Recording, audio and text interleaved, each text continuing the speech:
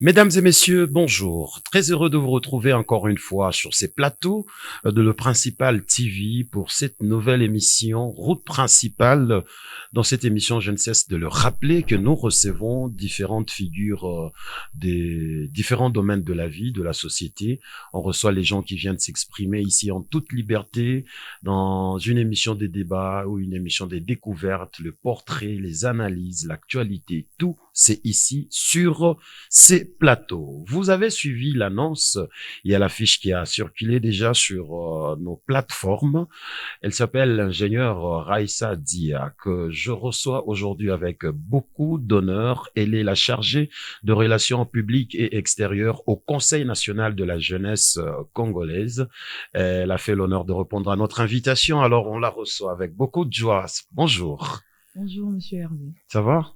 Oui, ça va. Très heureux de vous revoir encore une fois. Moi de même. Alors, Raissa Dia, qui est-elle? Voilà, Raissa Dia est ingénieure en génie de procédés industriels et je suis aussi DG de Capital Africa Service, qui est une société qui œuvre dans le génie civil, électrique et bien d'autres services.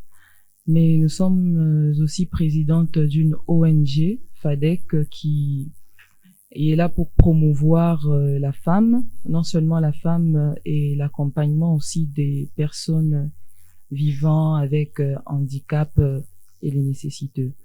Et c'est pas seulement ça, nous sommes aussi enseignantes à l'université de Lubumbashi, nous sommes doctorantes et conseillères en charge des relations publiques et extérieures au Conseil national de la jeunesse. Ça fait beaucoup, ça. Oui, ça fait beaucoup.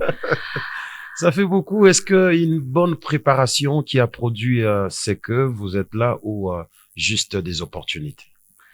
Oui, voilà. Aujourd'hui, d'abord, je suis honorée de prendre parole en tant que chargée des relations publiques et extérieures au Conseil national de la jeunesse.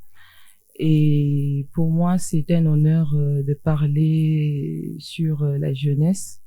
Et plus pour cette émission qui est suivie, nous allons devoir partager et faire comprendre à la jeunesse congolaise c'est quoi le CNJ et quelle est notre mission et qu'est-ce que nous faisons.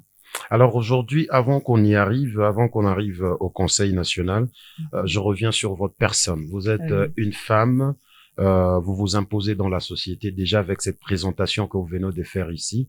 Jusque-là, on sent que vous êtes très bien garnie, très bien construite à ces niveaux-là. Alors, un message à toutes ces femmes qui pensent que bien qu'on crie jour et nuit, égalité entre l'homme et la femme, parité, l'épanouissement de la femme, est-ce que c'est facile de se construire lorsqu'on finit ses études? Oui, évidemment, c'est très facile de se construire. Déjà pour celles qui prônent l'égalité des genres, du genre et la masculinité positive et autres. Pour moi, je me dis que le seul complexe qui puisse exister entre l'homme et la femme est ce complexe de complémentarité. Alors, pour nous, qui sommes ingénieurs, donc c'est une fierté non seulement pour nos familles, mais pour la nation et bien d'autres. Alors, ici, nous appelons les femmes à se définir, à se former et à s'informer pour être utiles à la société. Alors déjà que vous êtes ingénieur, donc vous êtes retrouvé une fois à la Polytechnique. Et c'était facile pour vous? Oui, je fais l'école supérieure des ingénieurs industriels et c'est sûr que les gens me voyaient plus à Women's Technology, communément appelé robot roulage. Oui. Et c'est là que j'ai évolué avec Wotech, tenue de main d'œuvre de l'ingénieure Thérèse Kirongozi, à qui j'adresse mes chaleureuses salutations, qui a ajouté un plus dans notre formation et à la qualité de la personne que nous sommes. Alors cet environnement estudiantin là, est-ce que vous vous sentez à l'aise lorsque il y avait beaucoup de femmes autour de vous, ou c'est une faculté où on retrouve que les hommes et vous êtes en train de vous imposer là? Bon, il faut s'imposer. Et je me souviens quand j'ai commencé, nous n'étions que 16 filles dans une promotion des 680 étudiants et nous n'étions que 16 filles. Et je me suis démarquée, d'ailleurs j'étais chef de promotion, donc on ne devait pas prévaloir notre féminité, mais par contre le savoir et nos compétences. Et je pense que c'est ce qui nous a aidé à évoluer et à faire adhérer aussi d'autres femmes dans cette logique pour pouvoir s'épanouir et montrer au monde que la femme ne se limite pas seulement dans le foyer, mais elle peut faire plus, elle peut être dans les métiers, elle peut être médecin, elle peut être ingénieur. Donc, c'est la compétence et le savoir-faire qui compte plus dans ce monde qui est plus compétitif. Et c'était un parcours facile? C'est vrai que c'était pas aussi aisé, mais avec détermination, nous avons fait preuve d'abnégation dans plusieurs domaines et c'était aussi un challenge pour nous. Donc ce parcours a fructifié ce que nous avions déjà et nous a permis aussi de comprendre la société, l'environnement, comment ça se passe. Et pour moi, j'en suis fière et Généralement, lorsqu'on est enfant, entre amis ou entre frères, on s'est fait toujours ces genres de rêves. Donc moi, un jour, j'essaierai pilote, l'autre dit que j'essaierai médecin. Et toi, quand tu étais petite, tu rêvais d'être ingénieur vraiment? Ou tu as eu une orientation des parents ou quelque chose? Oui, au fait, moi, j'avais toujours voulu et rêvé d'être ingénieur. Mais à mon entrée, je dois aussi l'avouer que c'était pas facile. Ouais. La première semaine, deuxième semaine, j'avais l'impression d'être dans un autre monde. Et je me disais, mais tiens, comment est-ce que les gens s'en sortent, se débrouillent ici? Et j'étais même prête à abandonner les études pour m'orienter dans les sciences humaines. Mais j'ai compris que c'était le destin et la providence du ciel, alors je devais rester focus et fournir des efforts, apprendre à m'en sortir dans le domaine où j'avais des lacunes pour me perfectionner. Alors, je me rappelle avoir aussi tiqué un jour lorsque tu me parlais de ton choix à l'université. Alors, on n'en parle pas ici. Alors, qu'est-ce qui t'a poussé à postuler au sein de ces comités élus au Conseil national de la jeunesse? Oui, voilà, notre candidature au sein du Conseil de la jeunesse était celle d'abord de changer la donne. Parce que nous avons vu au cours des échanges, des négociations, avant que je ne sois même au CNJ, qu'il y avait une certaine légèreté. Et du coup, la jeunesse congolaise n'était pas prise au sérieux. C'est vrai qu'avec la sagacité des jeunes, il y a ceux qui sont dans l'art, métier, dans la musique, et des personnes qui font la fierté de ce pays. Mais la RDC ne se résume pas seulement dans la musique, dans les loisirs, mais il faut aussi ajouter un tonus, que les gens sachent qu'il y a aussi des jeunes qui réfléchissent. Alors nous nous sommes dit, avec le peu de connaissances que nous avons, nous pouvons apporter au pays pour des questions techniques et que la jeunesse congolaise soit valablement représentée, et plus celle de l'espace Grand Katanga. Donc c'était notre lutte. Alors nous nous sommes dit, nous allons apporter un plus avec notre plan d'action qui sera mis en action une fois accédé au CNJ. Alors, est-ce qu'il y avait un appui? Il y a quelqu'un qui t'a poussé à le faire? Il y a quelqu'un qui t'a rassuré, qui t'a donné cette force de le faire? Ou soit tu t'es frayé ces chemins et tu t'es imposé? Oui, au début, j'avais un peu peur et j'étais réticente. Pourquoi? Parce que, comme on l'a dit, Kinshasa, les autres disent que Eza est balai et voilà. tout. Et nous qui venions des provinces, des fois les autres étaient candidats, mais venaient de l'intérieur, donc du plus profond là. Et c'était un peu effrayant pour nous de rencontrer les autres qui vivent déjà dans la capitale Parfois, on s'est posé des questions. Est-ce que ça va tenir? Qui nous connaît là? On n'a pas un soutien plus fort, une grande représentativité à Kinshasa. Mais je dois l'avouer aussi qu'il y a eu des structures des jeunes ici du Katanga qui nous a soutenus, des aînés et bien d'autres personnes qui ont mis la main à la pâte pour nous pousser à postuler et à remporter cette place. Est-ce qu'il y avait des challengers forts que tu as fait tomber facilement? Oui, bien sûr, il y avait des challengers forts. Mettez-vous la RDC avec cette démographie qu'elle a. Et pour mon poste des relations publiques et extérieures, il y avait 54 personnes. Donc, parfois, nous avions le temps d'échanger entre nous et nous questionner, nous jauger. Parfois, on se disait, non, l'autre est aussi bon, donc il peut prendre ma place. Voilà. Donc, nous étions effrayés, mais puisque nous étions déterminés à remporter, donc c'était plus le mental, l'esprit que nous avions qui nous a poussés à nous démarquer. Alors, déjà que vous êtes là, aujourd'hui, nous pouvons connaître quel est concrètement le rôle d'une chargée des relations publiques au sein du Conseil national de la jeunesse. Oui, voilà, en tant que chargée des relations publiques et extérieures, nous avons ce devoir d'être en contact permanent avec la jeunesse congolaise pour faire part de toutes ces desiderata aux autorités compétentes, mais aussi déjà que dans la vision du Conseil national de la jeunesse, nous avons pour rôle d'accompagner et promouvoir l'intérêt de la jeunesse congolaise.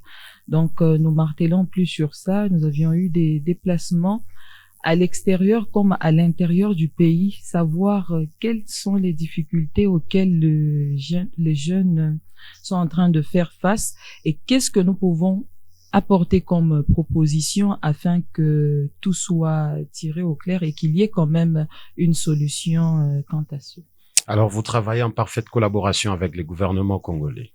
Oui, nous travaillons en parfaite collaboration avec le gouvernement congolais. Déjà que c'est une première et tous nous étions surpris de voir Son Excellence, Monsieur le Président de la République, Félix-Antoine Tshisekedi Tshilombo, qui ne cesse de nous accompagner et d'accompagner la jeunesse, d'être présente aux activités. Et il était là pour notre installation. Et c'est comme ça qu'il a réitéré encore son soutien et sa volonté de transformer, de changer, de matérialiser c'est qu'il a comme vision pour la jeunesse.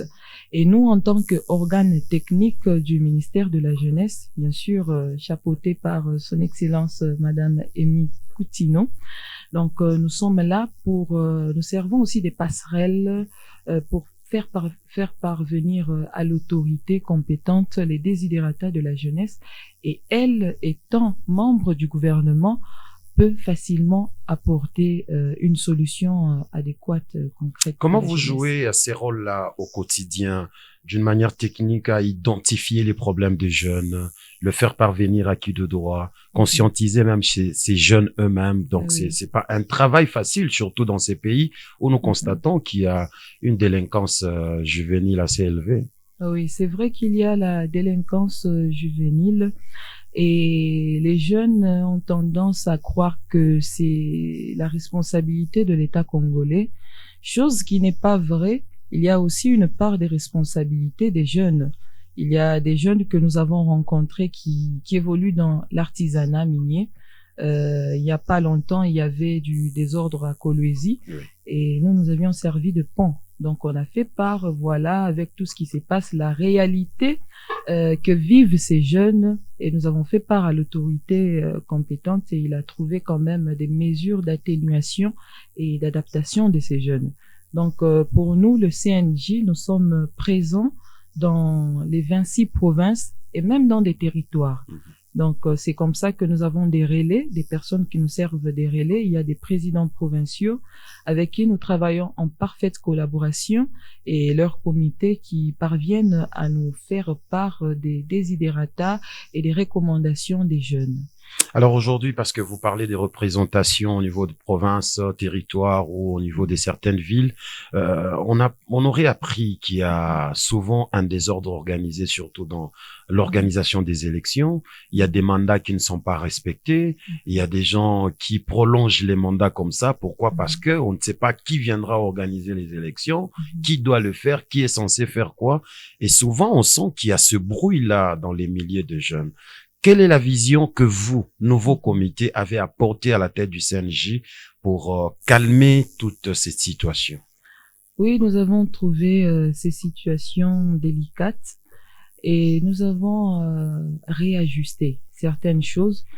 Vous devez comprendre, Baba Hervé, que il y a des provinces prises par les ennemis de les la personnes République. belliqueuses qui ne veulent pas la paix. Ouais. Et pour ces provinces, nous avons difficile à accéder. Et parfois, c'est comme ça que les autres parlent du prolongement des mandats. Mais pour les autres provinces stables, il y a des élections qui se font et tout se passe dans l'ordre. Très bien, tout se passe dans l'ordre. Alors ici, votre structure, généralement, il y a des gens qui connaissent ce que vous faites, mais il y a ceux-là, peut-être, c'est aujourd'hui qui vont découvrir qu'est fait exactement le CNJ. Alors, quels sont les grands projets que vous avez à la tête de ces comités? Oui, voilà, à la tête de ce comité, nous sommes là pour matérialiser la vision du chef de l'État. Et puisque nous sommes proches de nos pairs, donc des jeunes, nous sommes plus focalisés dans l'entrepreneuriat. Donc là, nous voulons booster les jeunes à entreprendre. C'est vrai que tous, nous ne pouvons pas être dans la fonction publique. Tous, nous ne pouvons pas être dans le gouvernement, des députés et tout. C'est bien déjà qu'il y ait une représentativité des jeunes là. Mais il faut aussi que les jeunes comprennent que nous devons entreprendre dans tous les domaines confondus. Que vous soyez médecin, que vous soyez ingénieur, que vous soyez juriste et tout, il y a possibilité d'entreprendre. Et c'est cette notion que nous voulons communiquer, partager, que les jeunes arrivent à comprendre cela. Et il y a des projets sur lesquels nous travaillons avec FOGEC, le ministère de l'entrepreneuriat et autres. Et même le fonds de promotion de l'industrie qui est là pour accompagner les jeunes.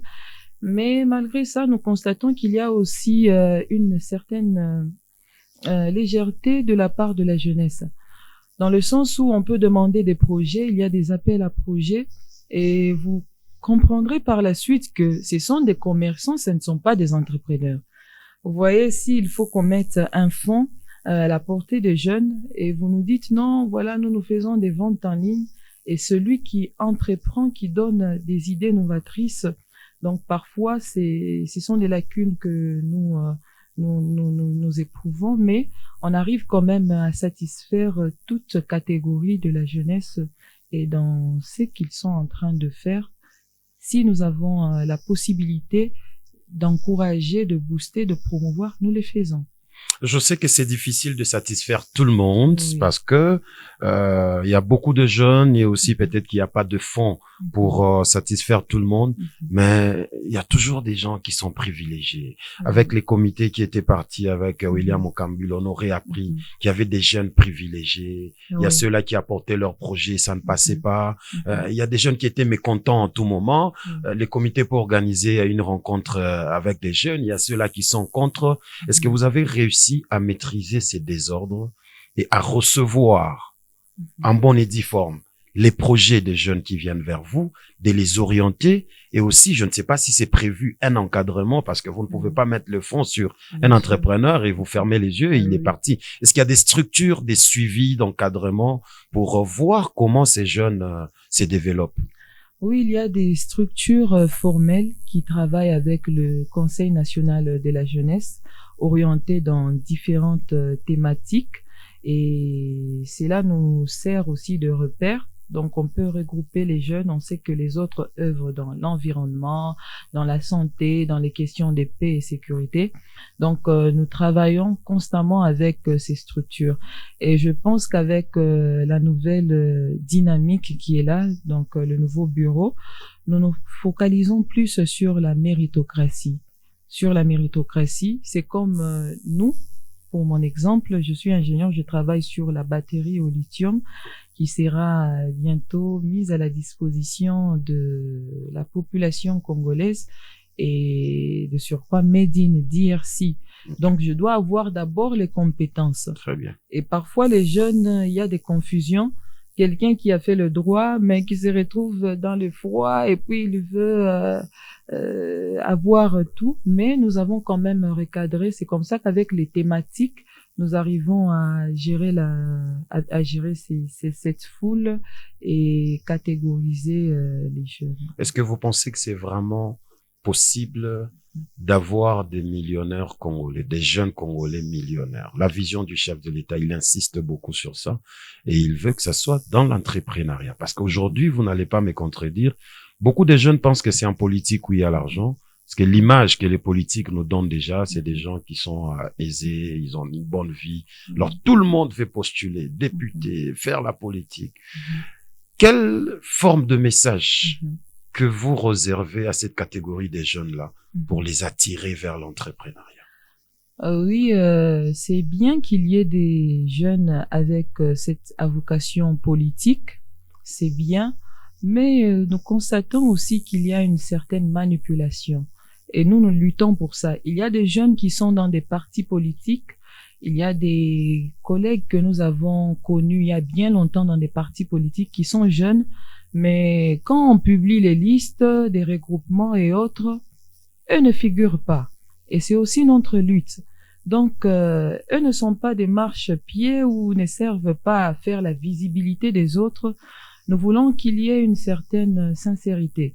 Donc, ici, nous recommandons aux chefs des partis politiques, que ce soit aux présidents des partis politiques, de tenir compte de la représentativité des jeunes qui œuvrent jour et nuit dans leur parti.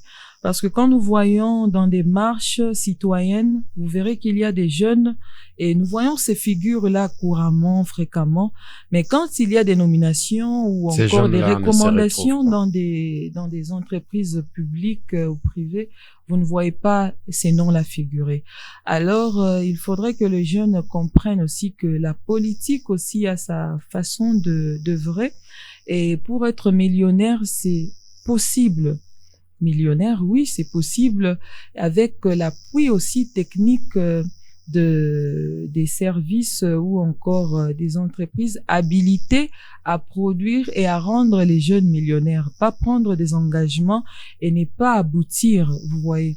Donc, il faut un encadrement des jeunes, il y a l'ARSP, il y a d'autres structures, il y a d'autres sociétés qui sont là de l'État, qui ont cette responsabilité d'accompagner les jeunes. Et nous voulons voir des vrais jeunes congolais devenir de millionnaires et ça fera la fierté aussi de notre lutte. Vous êtes une structure politique ou apolitique? Le CNJ est une structure apolitique, mais qui émane d'une volonté politique. Comment vous expliquez ça? Oui, vous voyez, quand le chef de l'État nous parle et la ministre, ce sont des politiques. Ouais. Et nous ne sommes que cet organe technique qui travaille avec des politiques. Donc, nous sommes apolitiques, nous sommes neutres. Nous n'avons pas de couleur, nous sommes incolores. Donc, nous travaillons avec tout le monde et toute forme, toute catégorie des jeunes. Est-ce qu'il vous arrive pas que les politiques vous instrumentalisent ou vous utilisent pour une certaine manipulation de la jeunesse, soit dans les bons ou dans les mauvais sens? Parce que on sent que on apprend que derrière vous, il y a toujours des politiciens qui veulent tirer leurs intérêts. Ça vous arrive ou soit ce sont des choses que les gens racontent? Oui, c'est vrai qu'il y a des politiques tendancieux, hein. Ça, il faut l'admettre. Mais nous avons un mandat et une mission à accomplir. Alors, nous nous focalisons plus sur ce qui est de notre devoir, parce que les politiques, aujourd'hui, vous pouvez être ministre à tel autre ministère, et après 2 mois, 3 mois, ça peut changer. Donc, le boss peut se décider de placer d'autres personnes. Alors, nous préférons rester dans la logique et respecter le règlement et servir la jeunesse et défendre ses intérêts. C'est vrai qu'il y a instrumentalisation des jeunes et avec les mouvements insurrectionnels. Mais là, nous avons aussi organisé des rassemblements et des conférences sur le patriotisme pour interpeller les jeunes. Ce n'est pas pour autant que nous souffrons, que nous avons des problèmes en interne entre nous, que nous devons faire recours aux armes. Donc, c'est la patrie ou la mort, et nous sommes contre toutes ces personnes qui veulent instrumentaliser les jeunes pour leurs propres intérêts égoïstes. Alors, parlons aussi de l'image du CNJ. Comment vous gérez l'image de votre structure face aux critiques ou aux incompréhensions du public? Il y a toujours des gens qui font une image sur vous. Oui. Comment vous gérez cette image-là? Oui, vous comprendrez que nous ne pouvons pas sauter sur tous les buzz. Donc, nous travaillons avec des médias accrédités comme le vôtre et des journalistes aussi accrédités comme vous l'êtes. Merci. Où nous relayons sur des pages, où nous communiquons ce que nous faisons. Et nous avons aussi nos pages et nous sommes accessibles. Nous avons un bureau à Kinshasa. Donc, nous sommes hyper accessibles. Nous communiquons, que ce soit au niveau national, local ou même régional. Donc, nous communiquons. Il n'y a pas longtemps, j'étais à Addis Abeba, où il y a eu des élections aussi de jeunes, où nous avons été portés comme point focal pour la jeunesse dans les États du MAEP. Et c'est une avancée qui est vraiment significative pour nous d'entrer dans la scène internationale et défendre aussi le pays et l'intérêt de la jeunesse, non seulement congolaise, mais panafricaine aussi cette fois-là. Alors, vous pensez que les réseaux sociaux jouent-ils un rôle important aussi dans votre travail? Oui, les réseaux sociaux jouent un rôle très crucial dans la communication de ce que nous faisons. Et cela nous permet à relayer nos activités, nos conférences et tout ce que les jeunes sont en train de faire, même dans le Congo le plus profond, les innovations, les découvertes. Donc, les réseaux sociaux jouent un très grand rôle, non seulement dans la désinformation, mais plus orienté dans une bonne communication. Alors, nous allons aussi parler de défis et réalités. Quels sont les principaux défis auxquels vous faites face dans votre fonction? Oui, les défis auxquels je fais face en tant que chargée des relations publiques, nous recevons des appels de partout. En même temps, celui qui est à Bunia, celui qui est à Kinshasa ou Katanga, dans l'Ituri, à Chikapa, veulent nous voir, veulent nous entendre et tout. Et certains ne se limitent pas seulement au réseau à des conversations, mais ils veulent bien sûr nous voir. Et là, nous nous battons sur notre mobilité permanente pour rencontrer quand même ces jeunes et leur apporter nos soutiens pour ceux qui en ont besoin. Vous vous en sortez bien? Oui, nous nous en sortons pas mal. C'est entre nous jeunes, donc nous savons comment les jeunes se comportent et parfois ils sont un peu taquins. Et c'est ça même qui fait l'ambiance de... Très bien. Alors, est-il difficile de mobiliser les jeunes congolais aujourd'hui? Mobiliser les jeunes, oui, c'est une chose, mais aussi savoir cette quintessence, les mobiliser pourquoi.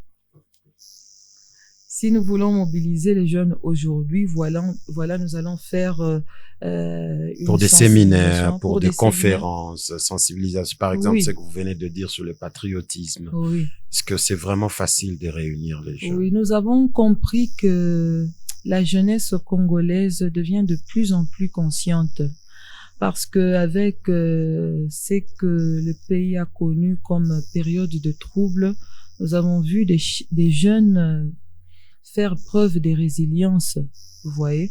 Et c'est déjà un bon indicateur pour nous. Et à tout moment, ce sont les jeunes qui alertent par-ci, par-là, s'il y a des mouvements suspects. Et je pense que c'est une très bonne chose. Et nous voulons que les autres aussi jeunes arrivent à prendre cette conscience-là et à quitter dans ce mouvement qui ne mènera à rien et rejoindre le camp de la patrie. Parce que vous avez parlé de cette conscience que la plupart des jeunes ont pris depuis un temps.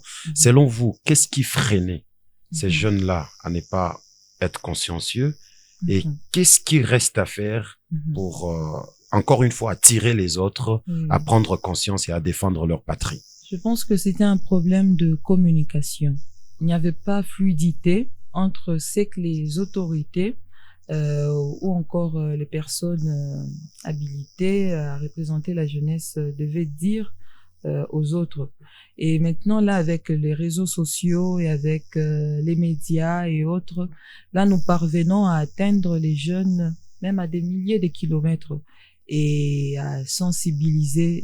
Je pense que c'était ça le problème, le plus grand problème. Et la communication, elle est très importante. Elle joue un rôle crucial même dans l'échange, dans les langages et tout. Et c'est encore notre lutte. Il y a un chargé de communication au sein du CNJ et il se bat aussi pour relayer les informations et sensibiliser les jeunes sur tout ce que nous faisons et tenons comme activité citoyenne. Très bien. Après défi, on parle d'impact et des résultats. Est-ce que ici, vous pouvez nous partager une action ou un projet dont vous êtes vous-même particulièrement fier? Oui, je suis fière d'avoir participé à ce projet de formation des jeunes diplomates. Parce que nous nous sommes dit, le pays parfois a été représenté par des jeunes qui n'étaient pas dotés suffisamment de certaines compétences. Et alors, nous avons fait recours aux experts à l'Académie diplomatique à Kinshasa, qui nous a appuyés à renforcer la capacité des jeunes orientés. Vous voyez, des fois dans des plaidoyers au niveau international et tout, vous pouvez plaider et glisser des mots peut-être choquants et tout qui va à l'encontre des normes et du coup votre plaidoyer tombe. Et c'est comme ça que nous avons voulu renforcer les capacités de ces jeunes et qu'ils puissent aussi avoir les ABC des protocoles diplomatiques pour mieux représenter notre pays. Et cela a été un succès. Nous avons vu avec la COP 29, il y a des jeunes qui nous ont représentés valablement et ça fait la fierté de ce grand pays. Alors, très bien, vous occupez une fonction très importante au sein du CNJ. Alors, avez-vous des témoignages ou de retours marquants des jeunes bénéficiaires? Oui, nous avons des témoignages, surtout des jeunes que nous avons vus, nous avons connus au tout début, qui avaient plusieurs difficultés, qui n'arrivaient pas à s'en sortir. Mais avec notre assistance, oui, notre accompagnement, ces jeunes ont pu obtenir ce qu'ils cherchaient, que ce soit des fonds pour leur permettre d'évoluer, d'entreprendre. Et c'est une fierté pour nous de voir un jeune qui n'avait rien et aujourd'hui se retrouver à entreprendre dans l'électronique où il met à la disposition des informaticiens, des applications et même des sociétés qui sollicitent ces services-là. Très bien. Collaboration et partenariat. Avec quelle institution ou organisation vous collaborez régulièrement? Oui, nous avons plusieurs partenaires, des partenaires techniques. Il y a le gouvernement d'abord qui est là, qui est un partenaire du CNJ. Il y a aussi les Nations Unies et donc plusieurs agences des Nations Unies avec lesquelles nous travaillons. Mais non seulement eux, il y a aussi des particuliers qui viennent pour donner du poids à ce que nous faisons. Qu'est-ce que les partenaires internationaux font exactement? Avec les partenaires internationaux, c'est plus pour des enjeux liés dans l'environnement, des questions de paix et sécurité et même du numérique. Donc, ils investissent plus dans ces secteurs et cela nous permet aussi à mettre en lumière les talents de nos jeunes Congolais. Alors, on va prendre quelques 2 ou 3 questions vers la fin. Et quel message souhaitez-vous adresser à la jeunesse congolaise qui vous suit aujourd'hui? Et voilà, le message que je tiens à adresser à la jeunesse congolaise est de rassurer à cette jeunesse que le CNJ, c'est vous, c'est nous. Donc, tous, nous représentons cette jeunesse et nous avons le devoir de défendre notre nation.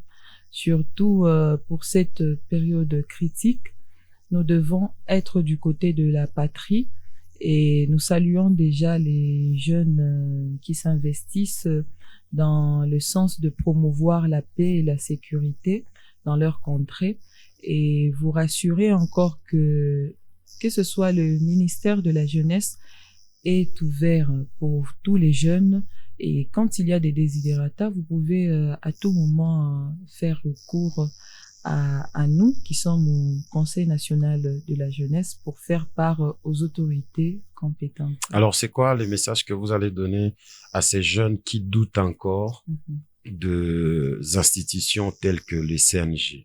Quelqu'un dit, bon, ce sont des choses comme ça. Ils voient pas l'utilité, au fait. Alors, c'est quoi les messages qui peuvent convaincre à ces jeunes-là? Oui, vous savez que l'ignorance tue. Il y a des personnes qui négligent, qui se disent, voilà, peut-être que ça ne servirait à rien d'intégrer et tout.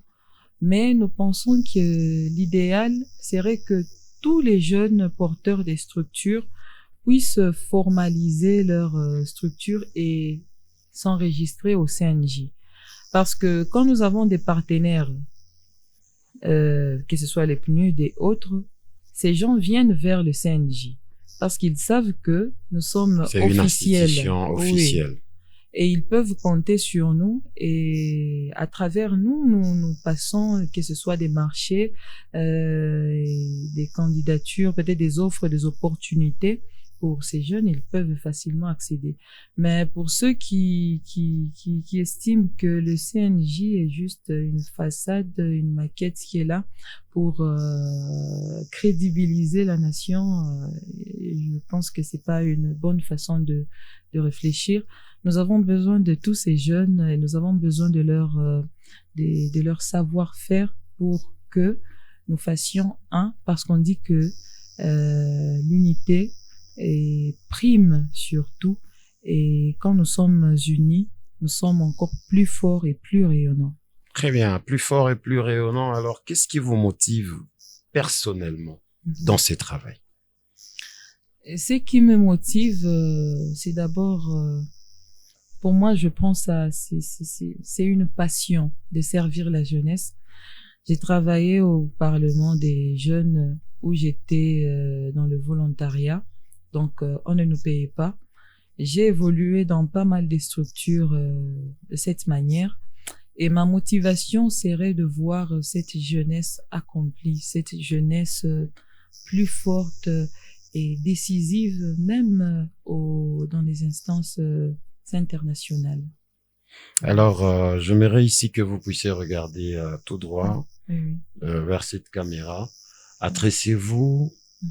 Il y a tous les Congolais qui vous suivent, mais j'aimerais bien que vous puissiez adresser un message à ces jeunes filles qui vous suivent en Ngandanjika, qui vous suivent à Kapanga, qui sont à ce moment à Dilolo, en train de vous regarder à la télé et qui pensent que il faut de la magie pour que elle aussi arrive à être suivie un jour. Vous êtes une femme, vous avez un parcours. C'est quoi la parole de motivation à toutes ces filles qui sont désespérées peut-être? Voilà, toutes ces filles qui sont désespérées, je voudrais vous encourager parce que d'où vous êtes, vous avez ce potentiel de changer la donne et servir son pays n'est pas seulement dans la capitale, dans des provinces évoluées, mais même où vous êtes dans des zones urbanisées, vous pouvez faire plus. Partant du talent que vous avez, vous pouvez mettre cela au profit de votre communauté et ainsi que votre environnement pourra se développer grâce à vous. Et ce n'est pas de la magie, ce n'est pas non plus aussi un cadeau, mais nous devons fournir des efforts pour nos sœurs qui me suivent, de s'informer et se perfectionner encore pour être utile à la nation. Alors, nous devons être tous, excusez-moi, utiles à la nation, c'est très important. Alors, s'il faudra qu'on revienne sur vous pour finir cette interview, vous avez des ambitions politiques? Pour l'instant, c'est d'abord la jeunesse, mais Dieu voulant, si nous avons l'opportunité, pourquoi pas servir encore son pays dans d'autres dimensions. Donc, c'est pas mal, mais pour l'instant, je suis plus d'abord dans la jeunesse et nous laissons les politiques bien faire ce qu'ils font déjà. Très bien. Alors, ce sont des questions qui viennent comme ça et bon, on ne sait jamais. Oui. Alors, on va dans les temps, au cas où Dieu accepterait un jour que vous fassiez la politique. Vous aimeriez occuper quel poste dans ces pays? Quelle fonction? En fait, notre lutte serait que même dans les recommandations politiques, qu'il y ait des technocrates. Parce que le pays s'est construit avec des personnes qui réfléchissent. Vous savez, si nous avons des technocrates à des postes clés, je pense que ce pays va encore rayonner et sera plus beau qu'avant. Donc, nous sommes là, c'est l'amour de la patrie, c'est vrai, mais nous avons besoin aussi de cette technicité dans les institutions. Parfois, vous verrez que ça tâtonne. Pourquoi? Parce que la personne n'a pas eu peut-être le temps de se former dans ce domaine. Et je pense que l'idéal serait non seulement de s'entourer d'un cabinet qui est expert dans ça, mais que elle-même, l'autorité aussi, ait quand même un bagage ou encore se fasse une formation. Vous voyez. C'est très bien, c'est très profond ça. Alors, par moment, les Congolais n'aiment pas consommer local ou faire confiance à la production de leurs compatriotes. Vous êtes en train de préparer la batterie avec lithium. Est-ce que vous pensez que ça sera les bienvenus? Les Congolais attendent ça. Ou ils vont vouloir qu'un Chinois vienne, il fabrique la batterie avec notre lithium et voilà, pour qu'on donne de l'importance. Baba Hervé, dans une transition énergétique mondiale qui s'accompagne des innovations et d'une demande croissante en batterie lithium, nous avons le Manono qui est là, qui est une réserve, vous voyez, illimitée, et où nous pouvons trouver les lithium en grande quantité. Et le regard du monde est braqué sur la RDC, qui est une terre promise, de surcroît aussi un boom minier. Donc, alors, il faudrait que même la formation des jeunes s'oriente dans ce que nous avons. Donc, ce serait aussi l'idéal d'entreprendre, tenant compte de la réalité locale. Locale, voilà. Voudrais-je dire. Alors, je pense qu'avec nous, ce n'est pas Raïssa dit à la peau noire qui le fait, mais c'est l'intelligence. Vous voyez, avec le robot roulage, c'était une première au monde, je le dis, que cela vienne découle des femmes cette idée de créer un robot roulage. Et cela a été imité. Quand vous partez à Telvuren, vous verrez que dans ces musées, il y a ce robot. Et c'est à peine que les gens se rendent compte, ah bon, c'est une innovation congolaise, donc cela fait rayonner. Alors, nous avons besoin que les jeunes prouvent qu'au-delà de la SAP, au-delà de la musique, au-delà de l'art, il y a aussi des jeunes qui sont là pour innover, pour créer et inventer des outils intéressants, non seulement pour notre nation, mais nous migrons maintenant dans la politique mondiale où nous devons être valablement aussi représentés. Très bien. Alors, on finit cette émission dans tout votre parcours. Oui. Il est arrivé quelque chose qui a pu vous décourager. Un mauvais souvenir de tout le parcours où vous êtes dit, ah, je suis une femme et je peux abandonner. C'est arrivé une fois? Ah oui, c'est arrivé une fois parce que j'ai eu le temps aussi d'entreprendre dans l'artisanat minier et tout. Et parfois, on voulait savoir, arriver de près, palper, mais qu'est-ce qui se passe? Et aussitôt, vous arrivez à la barrière, on vous dit, Dada, apa, banamu kabengiaki. Pas des femmes voyez, dans on une vous dit, carrière les femmes n'entrent artisanale. pas, n'accèdent pas. Donc, c'était un peu désolant. Mais avec la technologie, on arrive à voir avec des drones où je ne sais pas arriver. La technologie a joué son rôle de nous aider à parvenir à voir des éléments et des données réelles. Alors, s'il faudra dire merci à 3 personnes aujourd'hui pour la femme que vous êtes devenue, vous allez dire merci à qui? Si je dois dire merci à 3 personnes. Je sais que vous en avez beaucoup. Hein. C'est un examen pas facile. Bien sûr, c'est un examen pas facile. Et les personnes que je citerai, ce n'est pas pour dire qu'elles sont plus extraordinaires que les autres, mais parfois il y a des zéros dans l'ombre. On ne veut pas leur citer, ils aiment passer inaperçus. Et des héroïnes qui sont là, qui ont contribué à notre émancipation. Donc ici, puisque nous parlons d'abord de la jeunesse, et j'adresse mes remerciements. Moi, je l'appelle Maman Coutinho. Elle est jeune, elle est ministre, de surcroît pasteur.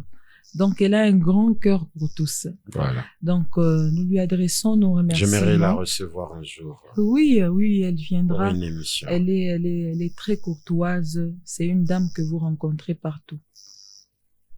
Si vous voulez l'aborder, elle est abordable. Très bien. Vous voyez? Donc, au-delà d'être ministre, elle est avec nos jeunes. Très bien. Donc, il y a elle, nous remercions Maman Grace Coutinho qui est là, et j'adresse aussi mes remerciements à la PDG Thérèse Kirongozi, celle qui nous a formés dans les techniques, et à Women's Technology, communément appelée robot roulage. Et la troisième personne, je voudrais remercier cette femme qui est là, un booster qui a toujours été derrière moi pour m'encourager, et c'est ma mère. Je l'adresse aussi mes remerciements et tout mon amour pour elle et pour ce qu'elle fait. Alors, maman, on vous dit bonsoir de partout où vous allez nous suivre. Alors, qu'est-ce qu'on n'a pas demandé ici et vous voulez lancer comme message à tous ceux-là qui vous suivent? C'est qu'on n'a pas demandé. Je pense que tout a été dit, mais je voudrais qu'il y ait aussi avec votre concours des séances où vous recevez les jeunes qui peuvent aborder des questions sur le patriotisme, et même les jeunes qui sont dans les partis politiques, les amener à comprendre que tous nous venons d'une seule patrie et nous devons défendre notre pays. Nous n'avons que ça. Nous n'avons que ça. Nous n'avons que ça. Je vous dis, avec ce que vous voyez en Afrique du Sud tout ce qui se passe. Donc, quand nous sommes chez nous, nous sommes à l'aise. Nous sommes à l'aise. Et alors, il faudrait que ces jeunes comprennent que nous n'avons qu'un seul pays. Donc, nous devons chérir, aimer notre pays et c'est la patrie qui prône avant tout. C'est la patrie qui prône avant tout, mesdames et messieurs, la RDC est notre dénominateur commun. Nous devons tous être unis pour chasser l'ennemi, pour dire non aux ennemis de cette République, pour dire non au tribalisme, pour dire non au détournement, pour dire non à la haine. Donc, nous devons être unis. Chers jeunes, j'ai aimé quelqu'un que je suivis dernièrement qui disait, il faut enlever en tête la phrase là de dire, l'avenir de demain, c'est la jeunesse d'aujourd'hui. Non. La jeunesse, c'est aujourd'hui. C'est maintenant. C'est maintenant. Donc, passons à l'action maintenant. On n'attend personne. Personne ne viendra de l'extérieur pour venir nous aider. Personne ne viendra de l'extérieur pour venir sauver ces pays. Biso moko bana mboka, bana mabele, de tokobongisa mboka na biso. Alors, jeune, kobongisa mboka, c'est pas faire les désordres. C'est pas aller sur la rue, brûler, incendier, détruire. Non. Vous pouvez aller sur la rue, c'est un droit reconnu dans la Constitution, mais pour faire entendre la voix, pour passer des très bons messages, pour crier haut et fort, pour que l'ennemi puisse nous laisser à l'aise, parce que nous avons besoin de l'unification de ces pays. Nous avons besoin que ça soit un et indivisible. Alors, ingénieur Raissa Dia, on vous dit merci. Merci. Je pense que ça ne sera pas la dernière fois. Il y aura toujours des questions autour de la jeunesse. Il y a des problèmes tous les jours. Bien sûr. Alors, à chaque fois qu'on aura l'opportunité, on n'évitera pas de vous inviter sur ces plateaux. Passez mes salutations à tous les comités. Merci infiniment. Les présidents et tous les autres. Alors, Cativision, c'est le partenaire de tous les temps, la télévision portable qui nous accompagne partout. Mesdames et messieurs, ces plateaux, il est à vous. Il y a un numéro affiché au bas de l'écran. Contactez-nous, appelez-nous, réservez votre place, venez vous exprimer. Ici, nous recevons tout le monde et dans tous les domaines.